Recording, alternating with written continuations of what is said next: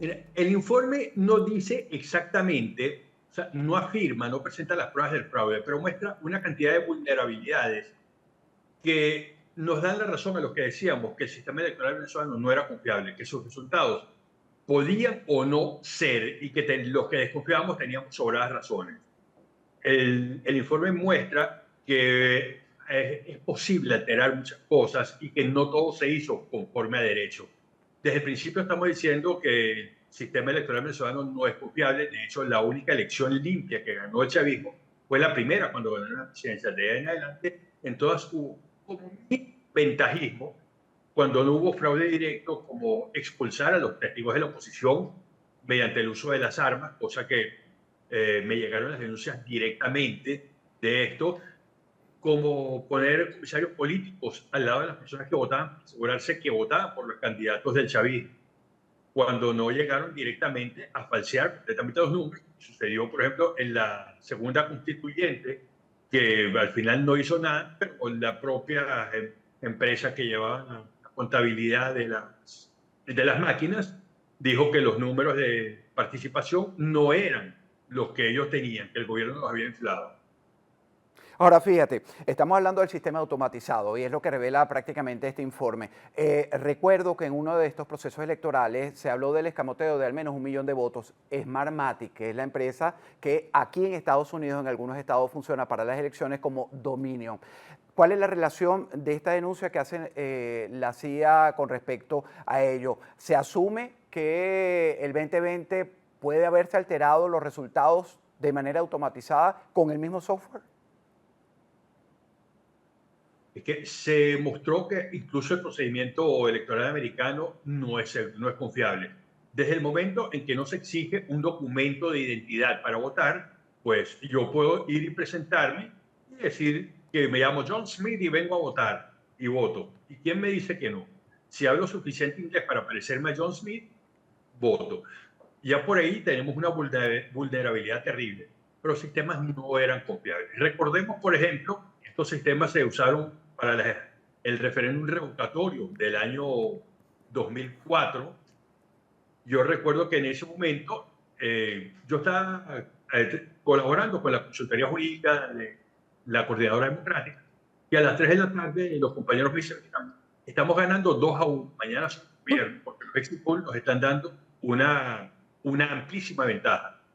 Hubo problemas, se amplió el plazo de cierre de las mesas, sin justificación, hubo cortes de comunicaciones, fue un desastre que eso ocasionó muchas sospechas.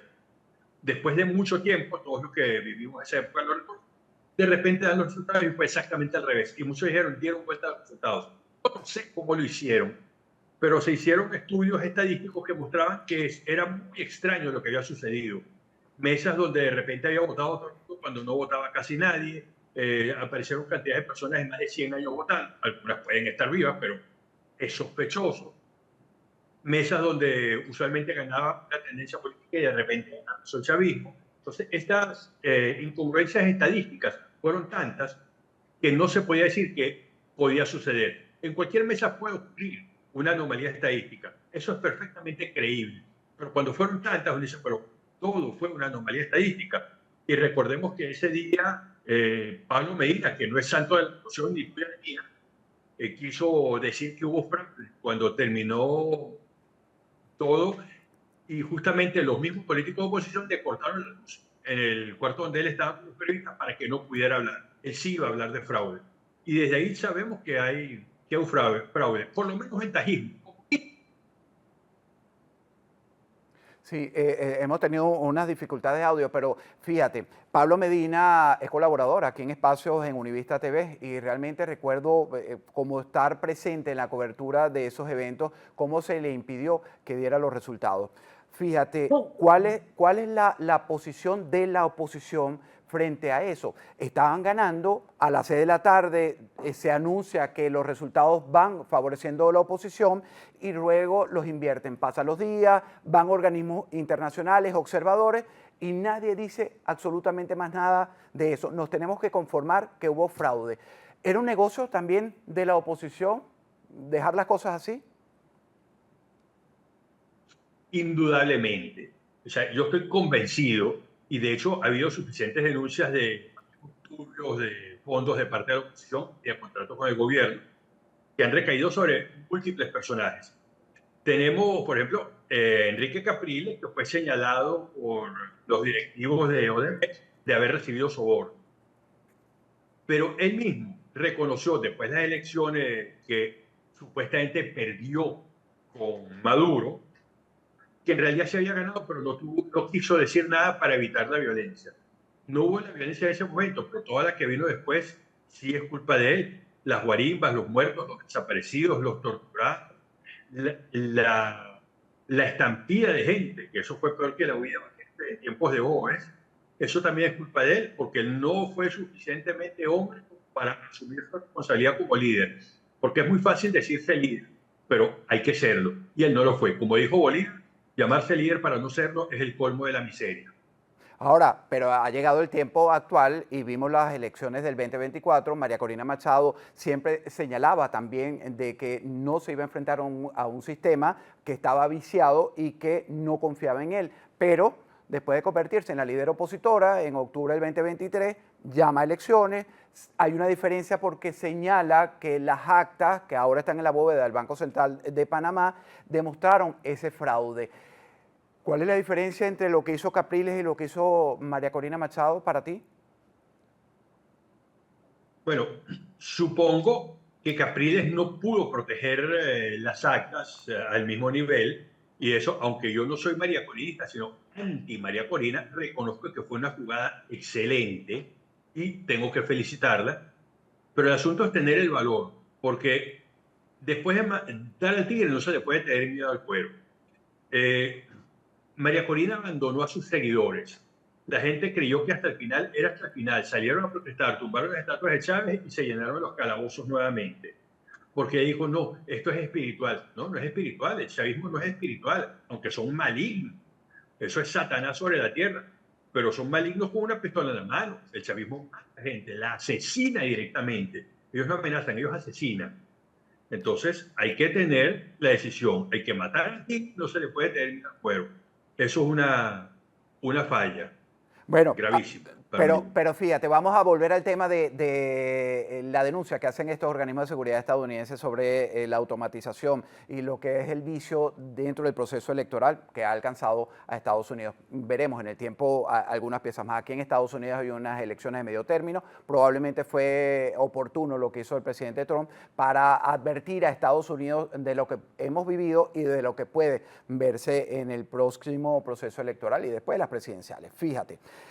María Corina Machado hace esa jugada estratégica que realmente hay que reconocerla y aseguran algunos que lo hizo con ayuda de los Estados Unidos. Lo que nos deja ver, a mí como periodista, que la CIA ha venido investigando esto desde los últimos tiempos. Es decir, si hubo ayuda estadounidense para demostrar, hackear lo que hacía el chavismo, lo hacen con ese proceso electoral del 28 de julio del 2024, ¿cómo operó, tú que conoces también a estos políticos, a este grupo político desde dentro, cómo operaron para demostrarlo y aportarle pruebas a la CIA?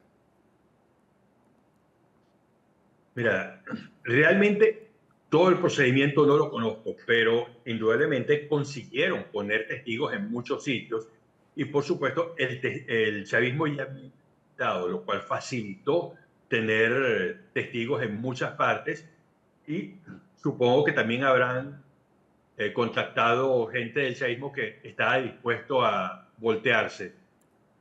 Capriles no lo tuvo, no tuvo la organización tampoco, y tampoco tuvo la voluntad de hacerlo. En eso, como digo, falló gravemente. Pero nosotros siempre dijimos que no era confiable y siempre decían, hay que ir a votar porque es la única forma. Había una cosa que se decía por redes sociales, si votar sirviese para algo, ya lo habrían prohibido. Y la mejor jugada que hizo el chavismo fue permitir que la oposición ganase las elecciones parlamentarias del 2015. Se arrasó, perfecto, y se anuló. El chavismo logró lo que quería, porque a ojos de todo el mundo, el sistema electoral es confiable. Fíjate, la oposición ganó y conocimos. Lamentablemente, nunca fue confiable, siempre fue manipulado. Es el chavismo el que decide quién va a ganar y de alguna forma lo manipulan porque extorsionan, asesinan, obligan a la gente a reconocer lo que ellos quieran, negocian. Los negocios en Venezuela todavía son tan que muchos están dispuestos a vender a su madre por uno de esos negocios con el dinero público. Afortunadamente ahora tienen mucho más cuesta arriba, todo está controlado.